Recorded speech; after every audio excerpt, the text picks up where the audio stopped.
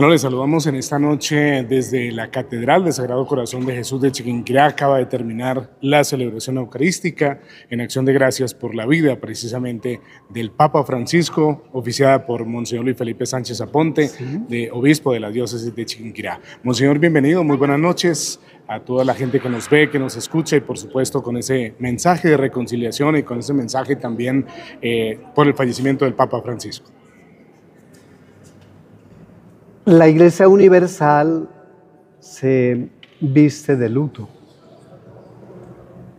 por la partida de nuestro querido Papa Francisco, pero al mismo tiempo conscientes de la fuerza poderosa del Espíritu Santo que nos reconforta, hemos venido poco a poco asumiendo su partida y con esta celebración eucarística en la que hemos dado gracias a Dios por la vida de Él, que orgullosamente es un Papa latinoamericano, le pedimos que el Señor lo tenga coronado de gloria, que haya celebrado con Cristo mismo la Pascua y que desde el cielo siga iluminando al pueblo colombiano y a todo el universo para que seamos seguidores de Jesucristo. Monseñor, usted mencionaba en la homilía las palabras misericordia y esperanza, que era el Papa de la misericordia y de la esperanza. ¿Eso qué mensaje trae para la Iglesia Católica y especialmente para nosotros los latinos y los colombianos? Gracias por esta pregunta, Alfonsito, porque en el escudo que él escogió para ser obispo, colocó el letrero: por misericordia de Dios soy lo que soy. Fue el Papa que vivió en su corazón la misericordia y que se compadecía realmente de la gente que estuviera en necesidad. A él le conmovía a la gente allá en el Vaticano que no tenía que comer y salía a comprar pizzas o lasañas y él comía y compartía con él. Monseñor, su misma residencia, el vehículo en el que él se movilizaba, las visitas a los centros penitenciarios, inclusive el Jueves Santo lo hizo. Sí. ¿Ese es el mensaje, digamos, que deja en la Iglesia, el legado de la Iglesia del Papa Francisco? Ciertamente su entrega y la cercanía a la gente fue una característica del Papa. Por eso él nos invitó a que seamos una iglesia en salida, que vayamos allá donde se necesita. No esperar que vengan, sino estar allí, y él se conmovía mucho de los migrantes que tenían que salir de sus casas por motivos de la guerra. Se condolía en el alma y cuando él iba a la cárcel a visitar a los presos, se hacía esta pregunta: bueno, ¿y por qué yo no estoy aquí en esta cárcel? Para identificarse con el preso. Se conmovía fuertemente de los jóvenes y por eso él los invitaba a que soñaran, a que volaran alto y no quedaran así, digamos, simplemente con lo que dijera la última palabra de la modernidad. Entonces, es misericordioso por su cercanía y es famoso él porque fue la última acción que hizo propiamente para demostrar que primero está el pueblo y luego los demás. Salió en el Papa Móvil, a pesar de sus limitaciones de salud, pero recorrió la plaza del Vaticano para decir: muero con mi gente, estoy con mi gente y estoy al lado de los que sufren y de los que necesitan. Esto también hace eco a una palabra que usted decía, Monseñor, y es que los robles mueren de pie. Eso trae también un mensaje importante para la Iglesia. Ciertamente una persona muy valiente porque después de que dio el mensaje de Pascua, hizo una acción muy linda y fue invitar a 35 médicos, entre ellos pues enfermeras, que lo atendieron durante su crisis de enfermedad y lo recibió ahí en su casa. Y luego también recibió al vicepresidente de los Estados Unidos. Él no descansó hasta el último momento, dándonos a todos un ejemplo, que hay que estar en la jugada hasta el final. Por eso está el refrán o el proverbio que dicen nuestros mayores: morir al pie del cañón, o también dicho en otra forma, los robles mueren de pie, nunca se doblegan. Monseñor, ¿qué mensaje le queda a Colombia? El Papa Francisco estuvo precisamente hace unos años acá, visitó varias ciudades del país, usted lo pudo acompañar en varias de esas visitas. ¿Qué le quedó a Colombia de ese mensaje y de esa visita del Papa Francisco? Él vino a Colombia, quizá como también fue a otros países que estaban en situaciones críticas de guerra, de situaciones complejas de violencia. Y el propósito de su venida a Colombia fue su mensaje de reconciliación. Lo más impactante de su visita, o muchas cosas lindas que ocurrieron, pero una de ellas fue en Villavicencio, cuando se reunieron las víctimas de la violencia en Colombia con los victimarios. Este mismo gesto lo repetimos aquí en el occidente de Boyacá. Él quiso estar presente y como símbolo de que hay que sembrar vida, respeto por la dignidad de la persona humana, él mismo con una pala, con una garlancha, sembró el árbol de la vida. Y a Colombia, y lo que más él habló es: no habrá paz si no hay reconciliación en los corazones.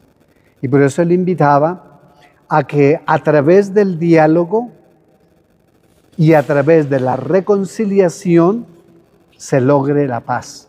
Monseñor, un papa muy mariano, inclusive usted lo decía también en la homilía, él pidió ser enterrado precisamente en una iglesia mariana donde él siempre iba. Eso es un mensaje también muy bonito para el pueblo colombiano, para el pueblo chiquinquireño, donde somos devotos de la Virgen del Rosario de Chiquinquirá.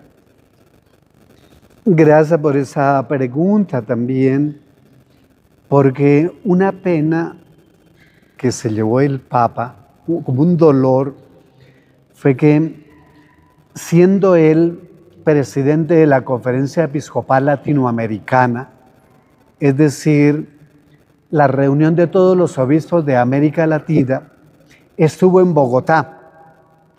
Y entonces, una tarde le quedó libre estando en Bogotá. Y entonces él dijo: me voy a Chiquinquirá a visitar a la reina de Colombia. Pero desafortunadamente no hubo quien lo trajera, no había transporte. Y se quedó con esa pena y ese dolor que lo manifestaba él en alguno de nuestros encuentros. Y en la última visita que hicimos al Santo Padre, yo mandé a hacer aquí con los maestros artistas Rosario Centagua, le entregué el Rosario Centagua a él y él inmediatamente se acordó: Chiquinquirá, rece por mí ante el altar de la Reina de Colombia. Un papa increíblemente mariano y en la advocación, por supuesto, que se tiene en Argentina, y a donde quiera que él iba, encomendaba su ministerio, momentos difíciles que vivió en Argentina y luego ahora en el papado, en donde hay clamor por tantas necesidades, y él antes de ir a una visita pastoral, antes de ir a visitar a cualquier parte del mundo, pasaba por la Basílica Mayor de la Santísima Virgen María en Roma y le llevaba sus flores. Y cuando regresaba, hacía lo mismo. Un gran devoto, y por eso, con la tradición de todos los papas, como lección para todos nosotros, seguir orando el Santo Rosario, ya que estamos acá en la tierra de la Virgen y para mucho honor. Finalmente, Monseñor, seguramente fueron muchas las oportunidades que usted tuvo de hablar personalmente con el Papa. ¿Cómo era él? ¿Qué le decía de Colombia? ¿Qué le decía de Chiquinquirá? ¿Qué mensaje se trajo usted del Papa Francisco? Muchísimas gracias. En la última visita que tuvimos la oportunidad de dialogar con él, le agradecía yo a él personalmente por haber convocado el sínodo sobre la sinodalidad. Es decir, que no ande cada uno por su lado, el papá por un lado, la mamá por el otro, la hija por otro lado, el hijo, sino que caminemos juntos, que eso es lo que significa sínodo. Entonces yo le decía que en nombre de Colombia agradecíamos por esa inspiración que había tenido del sínodo. Y entonces él respondió que el autor de este sínodo era el Espíritu Santo y que entonces nos uniéramos todos los obispos para que hiciéramos de la iglesia una familia o una comunidad, o que viviéramos en común unión, todos mirando al mismo Cristo. Que llamáramos al pueblo de Dios para que participara, como en esta Semana Santa que lo vimos, haciendo unos preciosas decoraciones, otros proclamando la palabra de Dios, otros alabando y bendiciendo a Dios. Una iglesia que sea participativa, que sea participación. Pero lo que el Papa siempre encomendaba era una iglesia en misión, que saliéramos y que buscáramos, por ejemplo, al mundo de los jóvenes, al mundo de la academia, al mundo de la ciencia. Él lo llamó periferias, o sea, los que están más alejaditos, que entonces con los que vienen aquí a la Santa Misa, que los atendamos, pero que el 95% de nuestro tiempo que emplea un sacerdote en una parroquia ha de estar fuera, yendo a los campesinos, yendo a los mineros, yendo a los estudiantes, visitando la cárcel, visitando los hermanos mayores, fuera para atraerlos. Bueno, Monseñor, ese seguramente será el legado del Papa Francisco y será el legado que deberá seguir el nuevo pontífice. Viene ahora, como usted lo decía, todos los homenajes póstumos, las honras fúnebres, después vendrá el cónclave donde se elegirá al nuevo Papa de la Iglesia. ¿Ese debería ser el camino que tome el nuevo líder de la Iglesia Católica? Gracias también por esa pregunta que es muy importante, porque existe la pregunta en todos nosotros, ¿y a quién van a elegir? Y entonces ya los medios hablan de algunos cardenales italianos, porque hace tiempos que no sale un papa italiano, y está ahí desde el secretario de Estado y otros como posibles candidatos o papables. También se habla de un candidato de Filipinas que tuvimos la fortuna de recibirlo el año pasado aquí, el cardenal Tagle. Está también otro cardenal, Tucson, del África. También se está pensando en uno de ellos. Hay, por supuesto, de Hungría, de Países Bajos, también están los candidatos de los Estados Unidos. Por eso, como todo esto es suposición, no es que se va a salir elegido, y como la elección no es como una campaña política, lo que sí tenemos que pedirle al Espíritu Santo es que haya un papa elegido que siga siendo pontífice, es decir, puente entre lo que es la Iglesia y el mundo entero. En este momento un papa que continúe el diálogo de los países socialistas, llámese quizá Rusia, China, Cuba, Venezuela, Nicaragua, para que haya ese diálogo, y por eso se necesita un papa de mucha apertura, de mucha diplomacia, de mucha cercanía. De hecho, es admirable que hubo pronunciamientos primero del presidente Putin de Rusia o del presidente de los Estados Unidos antes quizá que la misma Iglesia.